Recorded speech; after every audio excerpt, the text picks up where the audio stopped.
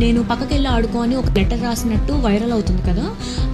First ఏం జరిగింది తెలుసా, మా క్యాష్ తనుజ వాళ్ళు దొబ్బేస్తే తనుజ నేను చూస్తున్నట్టు అబ్జర్వ్ చేసి తను క్యాష్ పెడుతున్నట్టు నటించి ఫూల్ అని రాసి పెట్టింది. నా క్యాష్ పెట్టిందేమో అని నేను చూసి వెళ్ళి తీసుకుంటే ఫూల్ అని ఉంది.